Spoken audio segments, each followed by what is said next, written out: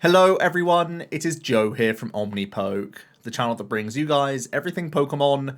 If you're looking for PTCGO codes, including the stuff from Astral Radiance, make sure you go ahead and check out the Potown store. You can get a 5% discount on your order using that code, Omnipoke.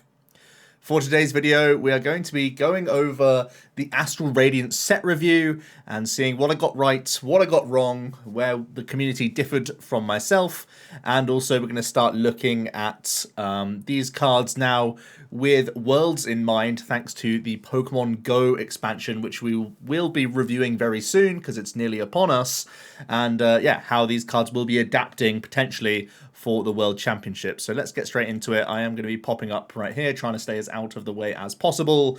We'll fly through the pretty obvious stuff and then have a bit of discussion of what happened on more interesting stuff. So Adaman, clearly a poor card. Even though Dialga kind of worked more than we expected, it was still not the way to sort of play this deck. So yeah. Choi, obviously a poor card. We identified that it was, if anything, ever going to be a controlling piece, but there's better draw in the game right now to sink deeper into the deck to get into the Eldegoss loop, so we didn't need this card. Cyllene, we gave the 3-star rating, and I feel like it has lived up to that hype. As you can see, we have a Genesect on here with Power Tablet and Fusion Energy. It's kind of been that sort of 50-50 whether or not Mew players actually play this Cyllene, and the decent amounts did perform well. Obviously, there was a Japanese tournament in this format that was playing Cyllene, and it won like an over 1,000 player event. So clearly something behind this card, but it's also seen play alongside controlling builds as well. I had a Cincino on here to try and identify that, but it turned out this was part of an Infinite Looped combo with Yelchir and Palpad. I say infinite because there are times when the coin flips go haywire, but it's astronomically low odds for it to actually break your lock if you're going full defense mode and you have like the double Palpad for 2 Cylenes and the Yelchir to get back 2 Cylenes at the same time. If all of that goes wrong, you kind of deserve to lose the game, but it shouldn't ever really happen statistically. So yeah, a basically infinite loop. And yeah, I feel like 3 stars is the right place to put it because although the Sander deck or Maze and Sanders deck did very well at NAIC, it was still a sort of row contender. I don't even know if it has the legs for Worlds. It probably still is going to be reasonable, of course. But now that it's a known quantity, the deck kind of changes straight away. But yeah, it's one of the ways you can infinitely cycle your deck, and it's a potential card in Mew, so makes sense as that 3-star. We rated it in line, well, slightly above the majority of the community, but it did make its way into a couple decks at least. Gardenia's Vitality, we grossly overrated, but in fairness, most of the community did the same thing. Obviously, Welder dominated the game for a long time, so I think we can all be sort of excused for this. I think there's a couple of reasons why Vitality isn't working right now.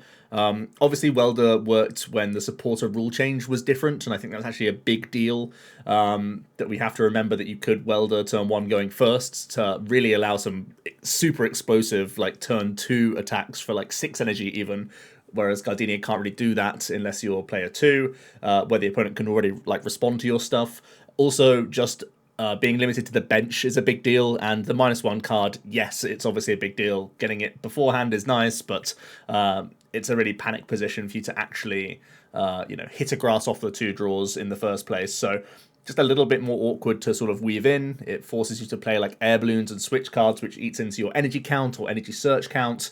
And there really wasn't engine we could sustain that made this card like good enough. Like whatever I tried Mew Shoes, interestingly enough, and I tried like a bit barrel with Mew engine. Neither seemed all that strong, simply because we don't have the same thing, the same support Welder had. It had Giant Half, it had Fiery Flint, it had so much access to fire that it was never really an issue for the deck, and obviously Fire Crystal from the discard as well to help recycle throughout the game. That's kind of the biggest problem with the grass deck. You sort of came out the gate swinging, but then as soon as like your first main guy got knocked out, you struggled to get the next handful of energies ready to rumble. So that was an issue. I feel like we are kind of lacking some attackers as well. Lilligant performed way worse than most of the community expected. I was also very hyped on Zarude. I thought this card had a ton of potential. That 240 raw damage output is just so tempting.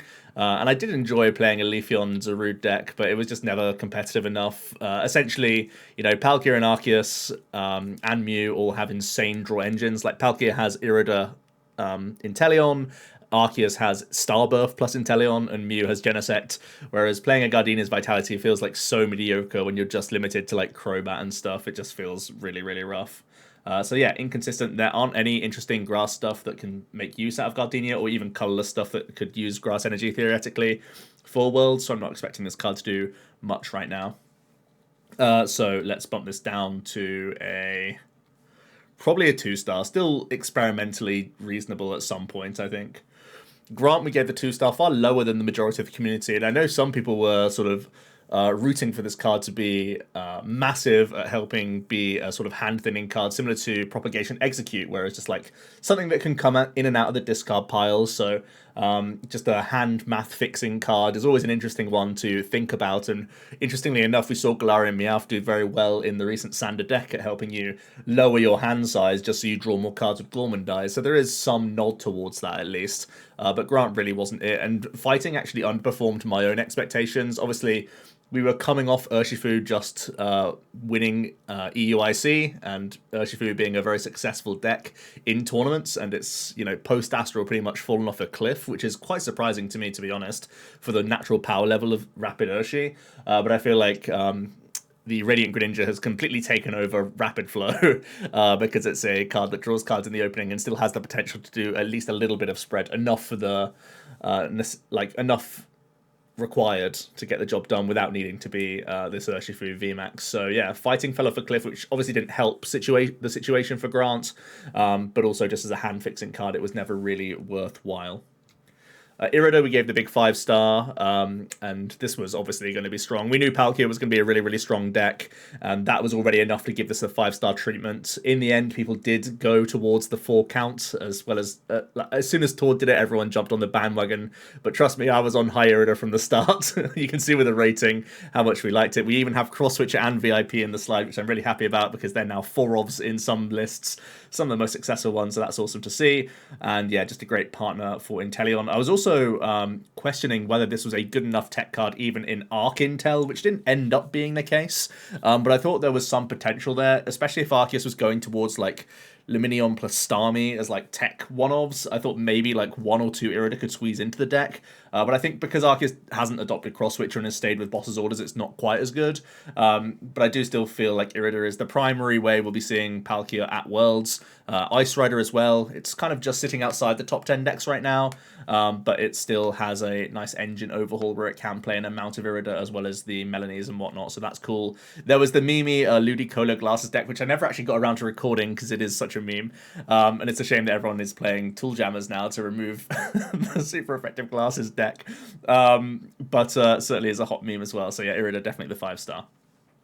Kamado 1-star, obviously. Roxanne, the 5-star, again, pretty obvious.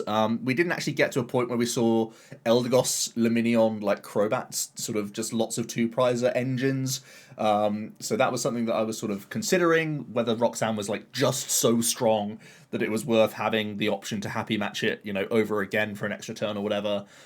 Didn't end up being the case, but it's certainly a worthy one of, just because we have Shady Dealings and the dealing decks can certainly make use out of it. We even saw some of the barrel engines were choosing to use it just because you can top yourself back up against your opponent's Roxannes, and you can use it yourself. Generally, you get to the point in the game where you can just hold it in your hand, even though it's slowing down your incisors. It's a card you're just happy to see at all times. We never quite got to Cricketune territory, where we wanted that sort of Roxanne protection, but the NAIC has just been won by Barrel because, you know, in parts because you have protection against Roxanne, as well as just draw throughout the game. So yeah, Palkia and Arceus really are big beneficiaries of Roxanne because they can tutor it out at the right time, combine it with Path, and of course they both set up their own boards so well. Trinity Nova attaching to other Pokemon on the bench means they already have attackers ready to go even before your opponent hits you with a Roxanne, so you're more board centric, which is fantastic, and so too is Palkia because it's so cheap and efficient in its attack costs. Especially if you don't use the Radiant Greninja, you've normally powered up at least 2 Palkias without the need for Melanie, which gives you the opening to use Roxanne more in the first place, but also defends against opponents' Roxanne. So I do think that's going to be commonplace in the format. So yeah, easy 5 there. Zissou, easy 1. Cancelling Cologne, we gave that 2-star for experimentation. I think a few people may have played this at NAIC. Interestingly enough, the Cologne Cyllene combo was played by Frank Persic in his Ice Rider deck. So I'm glad that I identified that as like a mini combo. I guess what outshone it was a Phoebe Palpad combo from Azul, in all honesty.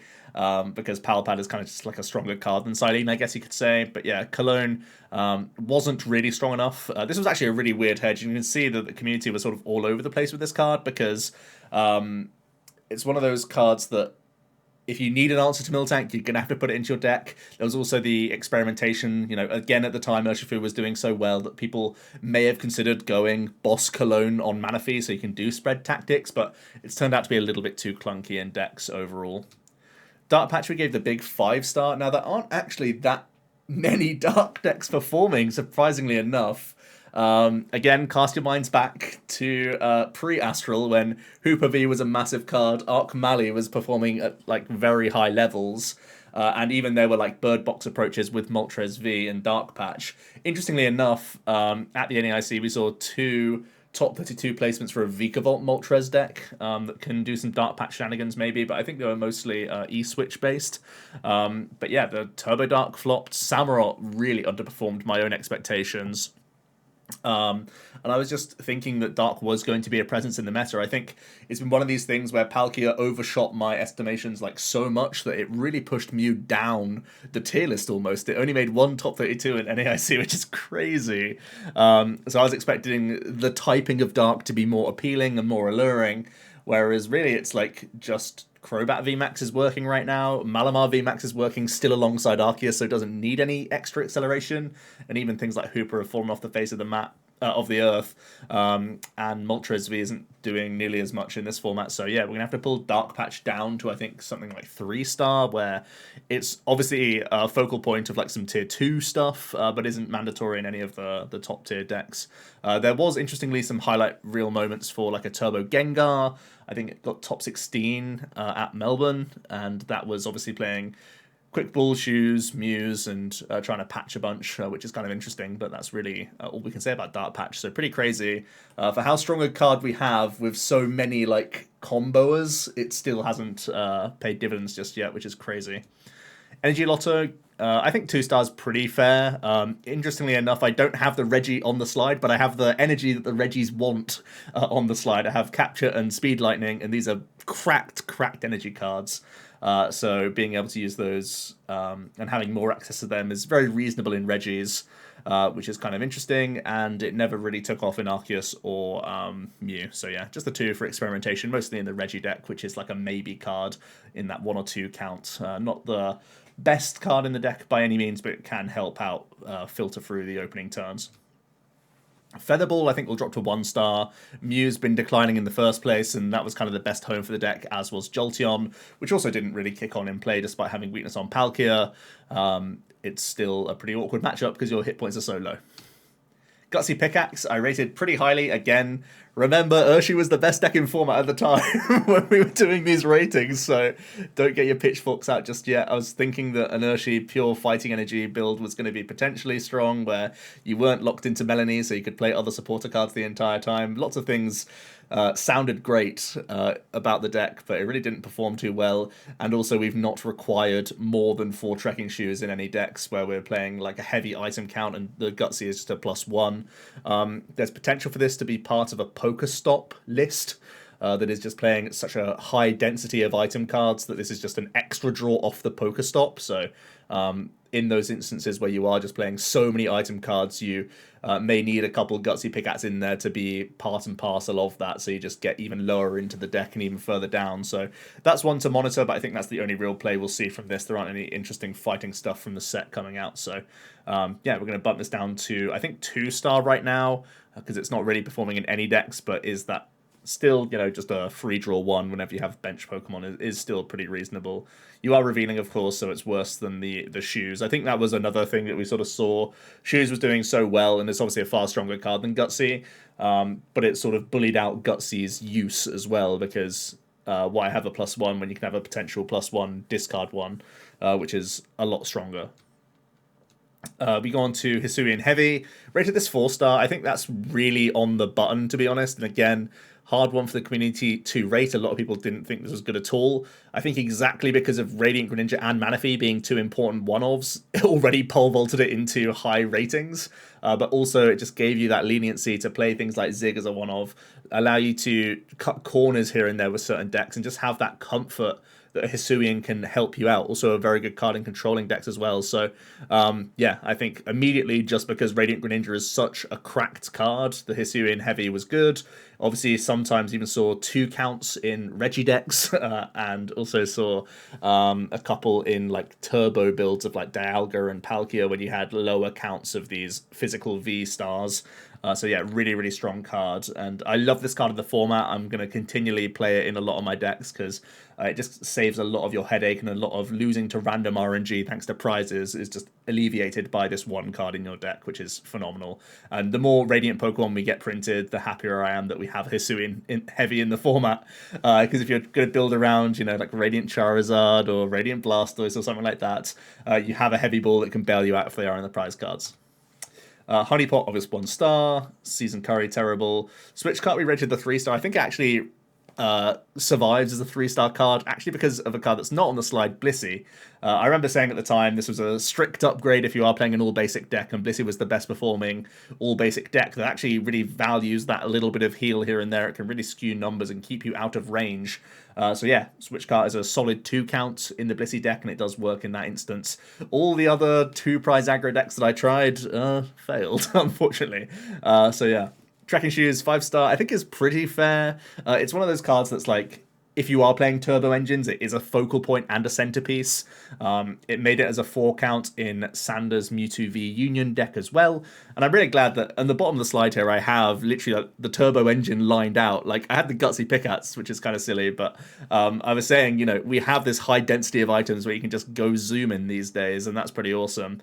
And again, I identified Sorcerer as one of the key components that could take advantage of Shoes as well, which is great, and obviously Dark Patch as well. So yeah, pretty much on the button with Tracking Shoes, where Turbo Palkia has now been dwarfed by the Inteleon build, but was still popular for a while. Dialga still getting some decent placements, being a good card potentially in Reggie's, being a good card in Mewtwo V Union. Very, very cool overall, and a fantastic card. And I think, again, if there are going to be Pokestop variants that either want to just get to the bottom of the deck as soon as possible, so they can do a loop if you're like a controlling deck, or like a Go Infinite deck, resource-wise, or if we're going to try any of the other Pokestop engines, like maybe even some Ditto shenanigans stuff by getting stuff in the discard pile, the Tracking Shoes are again going to be really, really important. So it keeps it a 5-star card, really, really strong. Turbo Stall is terrible. Fossil's terrible. Glasses, we gave the 2-star. I think, interestingly enough, Zoro was pretty hyped coming into Astral Radiance because of Mightyena.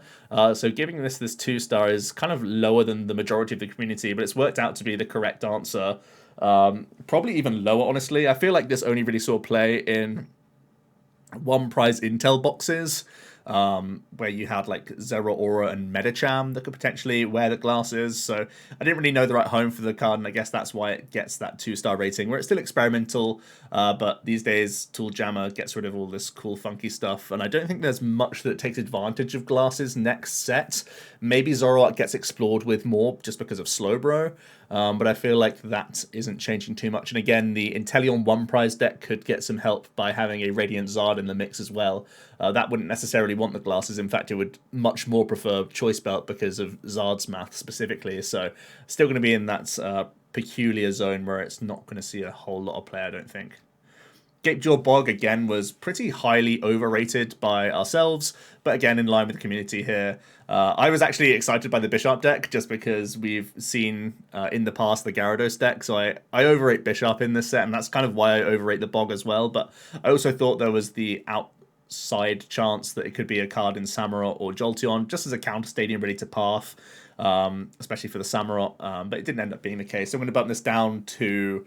I think we go all the way down to 1 for now. Again, there was this back of my mind thinking, oh, we're getting that Zoroark at some point, so this is a card that I need in the binder at the very least. And this is a card to keep in your binder for when we get that Hisuian Zoroark, but until then, this is trash. Jublife, correct identification of a 1-star. This is a scary card as well to rate. It's a difficult one, and you can see people went as high as 5-star on their ratings for this. But yeah, we were right. Just use the other end-of-turn effects like Gormandize and Intrepid Sword instead to filter through your deck. Those are just far, far stronger. This is a far cry from Beach. A budget version if you're playing GLC, perhaps, but that's really about it. It stays at a 1-star, I think. It did see minor play in Reggie's. I think that's the only time I've ever seen this card see play. It's a bad include in that deck. So yeah. Temple of Sinnoh does retain that sort of 4-star status. I do think there's a bit of a divide with Palkia now where people have actually gone towards Training Court more often than playing this Temple because people have moved away from quick shooting Inteleon. You know, again, that's like a 50-50. If Palkia is playing like Zigzagoon Court or if it's playing Intel Sinnoh. And I think the more of a decline we've seen in Mew, more people have moved away from Temple. So that's a small interesting thing there. But I think the main reason people wanted to play the Temple was to delete Fusion Energy's text. And it worked out in that role and was a fairly staple one of in the best decking format in Palkia. So yeah, I feel like 4-stars a pretty fair thing to go for. Now, next set is actually pretty annoying for some of the like Twin Energy decks. Like all of the Ditto decks require Twin to do stuff, like if it's the Mad Party or the Gyarados or even the Shedinja combo thing you can try and do. All of those get disrupted by Temple, but all of those Twin Energy decks have to play a Counter Stadium regardless because otherwise they just lose to Duraludon, so they need to play a number of Path. So I don't think it's a huge problem for them. So I think going forward, I feel like we'll see more people tend towards Training Court, as I think Mew is weirdly enough like falling down that tier list below both of our premier V-stars, which is Arceus and Palkia, so pretty surprising there. But I think this could like become a 3-star card maybe for Worlds, but still is a reasonable include in Palkia, and I wouldn't be surprised to see it at any point. So the summary, what did we get like grossly wrong? I think Dark Patch was probably the highest over rating, and maybe even Gutsy Pickaxe. I think pretty much everything else we were fairly spot on with, honestly. And some controversial one, well, I guess also the Gardenia we got wrong, but most of like the ones where we were controversial, we were much more correct than the community. So that's always a good one to see. Onto the V's, Beedrill is terrible. Lilligant, we gave that 3-star again, sort of undershooting where the community were thinking about this card. I remember some people, who was it? Someone made a tweet that said this card is better than Palkia, and I need to go back and check that tweet. I think, I don't want to call someone out on the video. I'll have to check though. Anyone who knows in the description, let me know, because we've got to call them out for that right now. I love people's hot takes at the start of formats, but that was one of the weakest ones. Yeah, Lilligant, it's such a strange card. I think, obviously, the Gardenia was way weaker than we expected. This V-Star power was way more limited in its capabilities than we expected as well. And the damage output is just so low. It's another deck that needs to go wide, which really makes its sort of tankiness just pointless against Palkia in the first place, and it needs damage mods because its numbers aren't quite perfect. So yeah, it's just a combination of awkward and bad, so I don't foresee any reason this can see play in the next set either. Virizion V, we only gave it a nod because of that ability for future, but yeah, going to see no play. Heatran, terrible, weak to water. That's what we said at the time. Why be a tanking deck if you're weak to water? Galarian Mr. Rhyme, obviously terrible. Palkia, obvious 5-star. I think we got pretty much everything right on the slide. I mean, you could jam so much more onto this slide, honestly, but it was a crazy cracked card. We were super excited about it, as with the community at the time, and it has really lived up to its potential. Starmie V, we also rated pretty highly, and it has been that sort of in and out card in Palkia. Can obviously help out against Blissey, can be helpful against like Arcdura and other Arceus variants. So pretty strong there, and has that soft answer to Miltank where you can at least attack it with Swift here and there. And I feel like this is a potentially worthy include going into Worlds, personally, just because like, Arceus was way more popular and way more successful at NAIC than most people predicted, I think. And Starmie's pretty good into those situations, especially as the turn 2 Palkia player. Gives you a lot more bounce back ability into that matchup, especially if the Arceus player is playing smart with their bench. It doesn't matter so much, or at least you give them that question mark of playing around bench and playing around their energy attachments. That's where you can try and make like heroic Roxanne comebacks. If your opponent's played around Starmie the entire game, you just hit their hand where it hurts, and then they sometimes just sort of miss the prime opportunity to do like a Sharon's play or even continue attacking and whatnot. So yeah, I think Starmie's a good card to make people play around at Worlds. Luxray weighted Run Star as well. I remember this being a fairly controversial one because I think there was some sort of hand-locking control decks in Japan at the time that was seeing some experimentation. You know, this is one of these cards that still could be cracked, and I do keep my eye on these sorts of cards for Worlds because we do get a block Snorlax, and we also get the Pokestop, which I think is a really good card for control decks because it just helps you cycle your deck. And control normally has resource generation and recovery and infiniteness, so it doesn't really care that you just discard stuff here and there. So I think this is a card to keep an eye out for, but for this format, it really didn't see it much play. Typhlosion has to go down to the 1-star. I don't think anyone even tried to play Dragapult in this format. I think there was maybe like one online event where people lost their minds, but that was about it. So down to the 1-star. Jirachi V, again, there was the really cool Moltres Vikavolt deck, and I thought if there was ever a chance for Jirachi V to feature, it would be that deck that we saw at NEIC, but it just didn't, so we're going to have to put this down to 2 for experimentation. Again, I was really thinking this was going to be the set of the basic 2-prize aggression. I was really thinking that Aura Burn 220 was just, that was ingrained in my mind, being like, this is the best tempo thing we can do in the game. Turns out everyone else went for like tempo V-star plays instead and just went wonderful wacky 2-turn combo regardless. So yeah, it's a shame that Jirachi didn't pull through because I still think this has a lot of potential, but didn't end up seeing the play. So we'll put it down to 2-star for experimentation. Hisuian Decidueye, actually the V saw some play because it's a wall-breaking card that can knock out Miltank, so that's kind of cool, and you could glasses to it to knock out Arceus if they didn't have Big Charm, or put yourself into Zig range. So that's for a little bit of play, but yeah, the Hisuian Decidueye, because you required double turbo, it just ruined the whole aspect of the card in the first place, where you were potentially getting this 250 plus belt play because you required double turbo so often to actually chain his attackers, or you had to play a stupid energy split and have awkward acceleration in here. It was just overall just like a way worse Ice Rider, which already didn't see that much play. So we'll put this down to probably the V stays at a 2 and the V star probably just that 1-star. Cleavor is terrible. Machamp, we're going to have to put down to the 1-star. I think the only Arceus VMAX partner that we saw in this set really perform well was Flying Peak. Maybe a small nod to some of the Charizard lists as well, the ones that we're using, Heatran, Radiant Heatran. So yeah, fighting weakness is still relevant in the format, but much less so, I think, because you're still facing Palkia and Mew for like 30% of your day 1 games in a tournament, like your rounds. So the Machamp just isn't good enough in those instances. So we'll put him down to the 1-star. We have to remember again, like going from Brilliant Stars, where basically every VMAX saw play with Arceus, you had to give all of them the nod. And because this one was fighting type, there was the inkling that it could do something, but no, it's just not going to be the case. Darkrai VSTA, again, overrated. I think we'll put this at at a 3-star for being like one of the strongest, most consistent tier 2 decks. That just, you know, it gets going, it does the thing, it's just normally not enough tempo to actually win enough games. So we'll put it down to 3-star, and I don't think that's changing post Pokemon Go, although you can try Pokestop and go even more tempo based with the deck, which is kind of cool. Sneasler, we give the 1-star, yes, that's very true.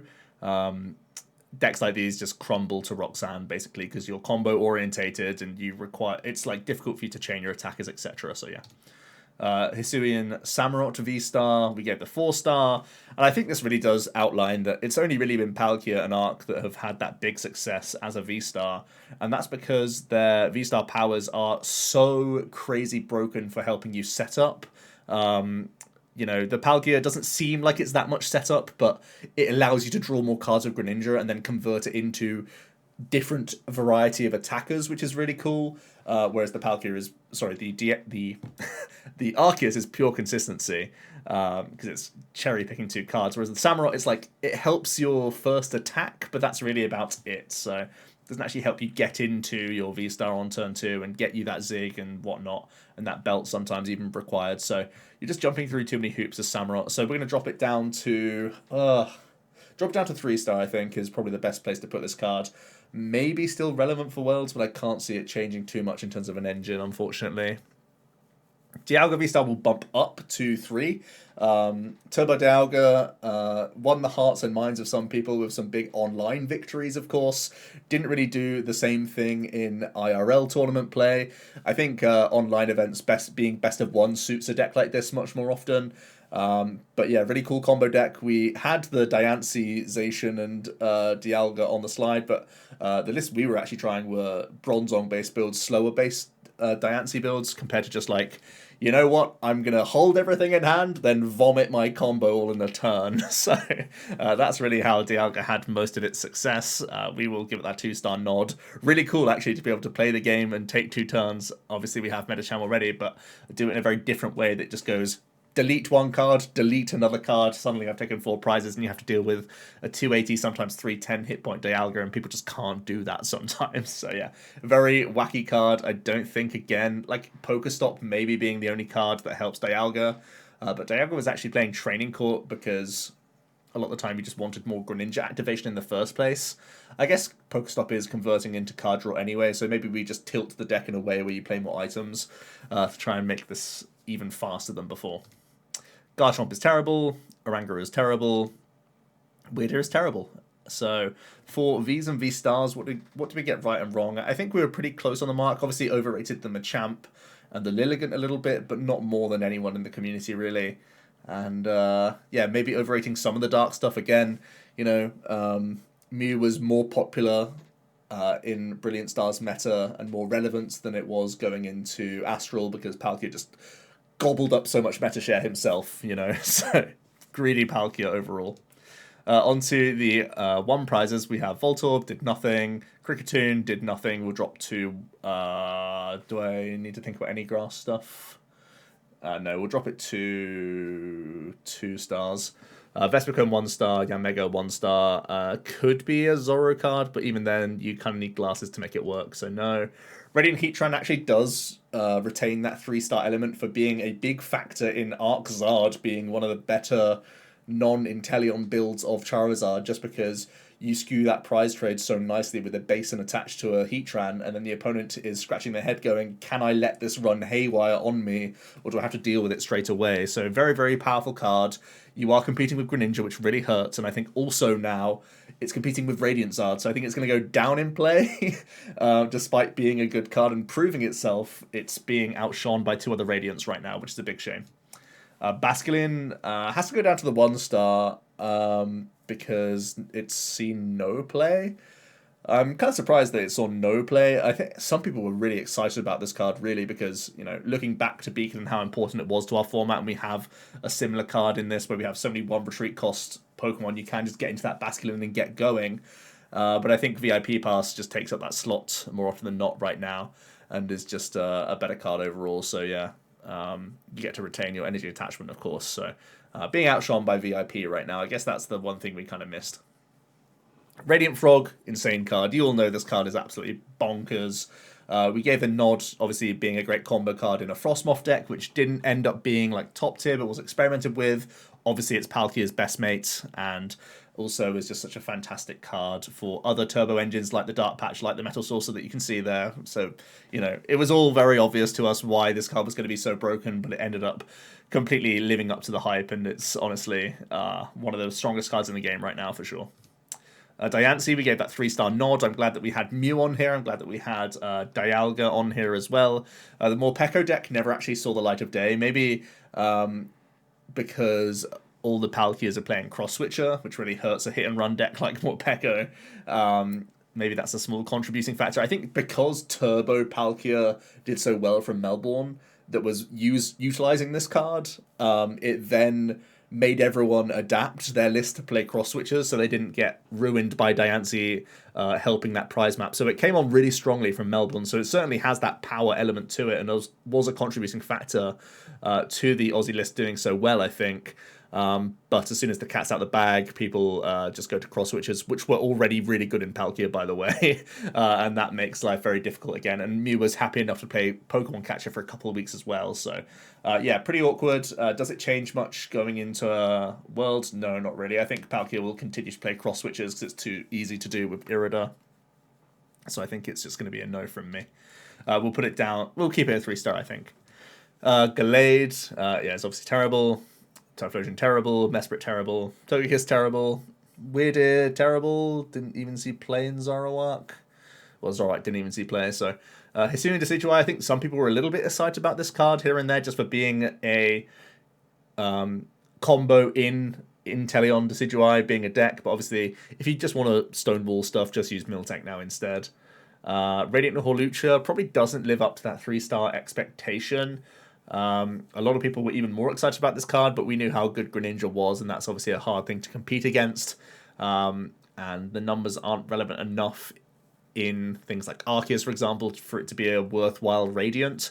It was only really things like Calyrex that could use it. Whimsicott became an obscurity straight away because of the amount of basic energy in format. Shaman didn't really kick on because Grass didn't do well. You know, Gardenia flopped. And Ice Rider, yeah, it was a card that played in the deck sometimes, but even then Ice Rider's a fairly obscure deck. And even then, a lot of them would choose to play Greninja instead just because of the extra consistency bump that you gain. So probably bringing it down to 2-star, and I don't really see a home for it. I actually think the Magikarp deck will play Hawlucha because you need to hit 310 against Mew, and you're hard capped at 250. So if you go 250 belt Hawlucha, you get to 310. I think that's the only place Hawlucha will see play next set. So yeah, pretty rough times. Absol saw no play. Samurott saw no play. Mightyena, we gave that 3-star nod, and I think people were really, really excited about Zoroark. I remember Astral Radiance coming out, and everyone was saying, this is the time, it's finally Zoroark time.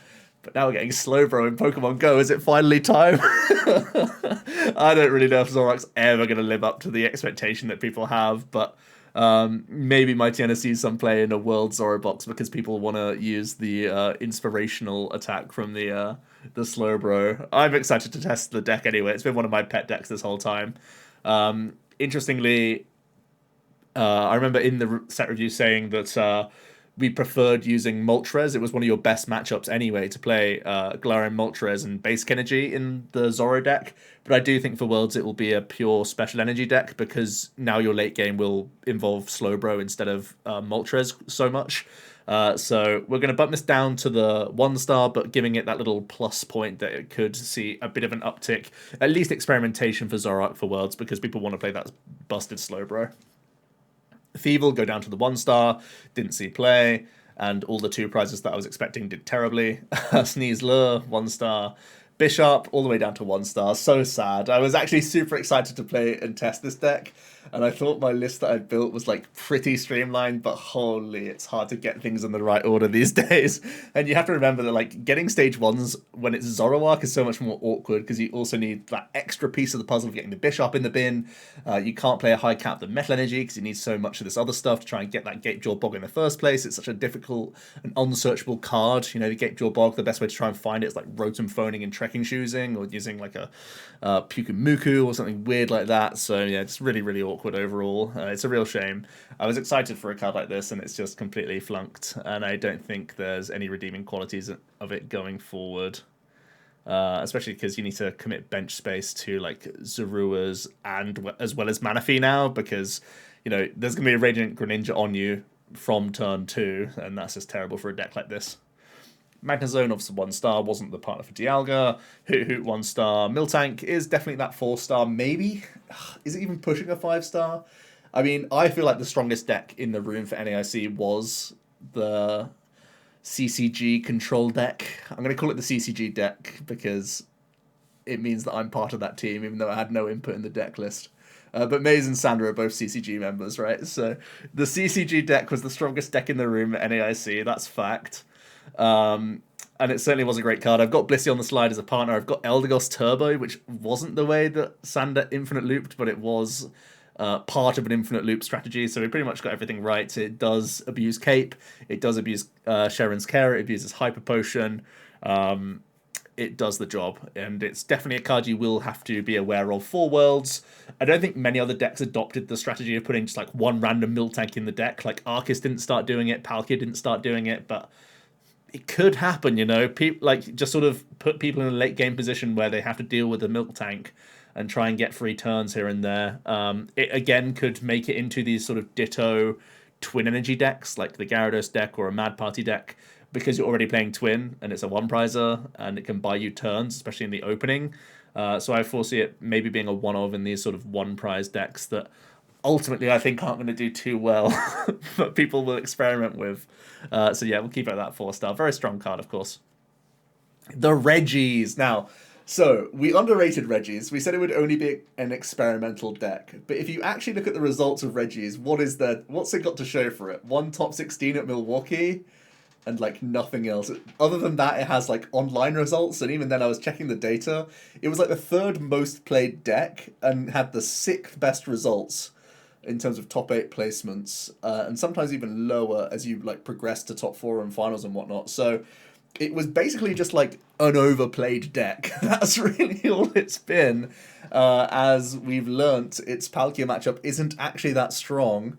There was a time when Palkia was teching for the Regis when it was in the height of its popularity, but it has started to tail off that little bit to the point where we don't need these Ice Qs and whatnot, but there's also Flying Pikachu now, which is a big problem for the Regi deck, and I don't foresee that going anywhere for Worlds, because Palkia is going to be super popular, Arceus is going to be super popular, which means Flying Pika is going to continue to be around.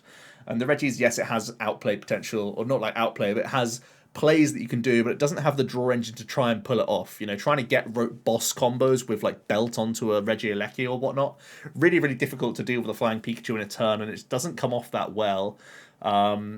And I do still think there's license for things like Avery to be in decks as well, not just the Sander control deck. I feel like other decks can still easily play one Avery, at least Arceus decks can. So I don't see a lot of potential for Regis going ahead. Again, you could potentially play Pokestop in the Regi deck, just because it helps you filter the special energies, but it means you certainly have to go to 4 super rods, ordinary rods, I should say. And even then, you have to use the Pokestop in like the opening turns only, and you still need to play a number of paths, so you have a way to beat Duraludon. So yeah, it was essentially a really overplayed deck. So we're going to keep it at a 3-star for being like, it's among the top 10, but it's weak, and it's certainly like overestimated how strong this deck is, especially because Mew is also going down in play. Like, we figured that Palkia's matchup is way stronger than people expected, and Mew is seeing less play, which was one of the best things Regi could do to target. So, yeah, it's actually just not that strong in the metagame right now, especially with Flying Peak being on the rise. So that is it. That's the summary. What did we get grossly wrong? Not too much, really. I remember when the Regis was like super popular, everyone was like, oh no, you've done it again. You've completely misrated the Regis. And maybe giving it like a 4-star feels way too high for the Regi deck as a whole, because it's not like tier 1. I don't think it's ever been tier 1. It's just like been this had this wave of popularity, and that's just about it. And it's been online results and not converting IRL. So I don't know. One of those things, really. Other than that, I don't think we were too far off on the one prize stuff. Just a couple of things here and there that we had to tweak. But yeah, that was Astral Radiance. It was actually one of the sets that we had the least amount of testing time into, because it was during the wave of regionals and whatnot. So we were actually fairly unconfident in our ratings here and there. And maybe we were a little bit too liberal giving out some 3s overall and whatnot for experimentation and stuff that we just hadn't really covered. I feel like if we'd had more time, we would have been harsher on some of the dark stuff. We were still believers, and we definitely would have been harsher on the Gardenia stuff, because I think after a couple of days of testing, we were like, man, these are just not working in any way, shape, or form. So, yeah, I think given more testing time, we would have been able to rate these cards better. But it is what it is. It was shortly after we just got off a bunch of regionals ourselves in Brilliant Stars, so our main focus was that, to be fair. And we've not had much time testing Pokemon Go either just yet. It's mostly theory that we've put into that set review, so it's going to be an interesting one. Let me know what you guys think about this review. Hope you did enjoy the video, and keep your eye out for Pokemon Go set review coming this week. Cheers.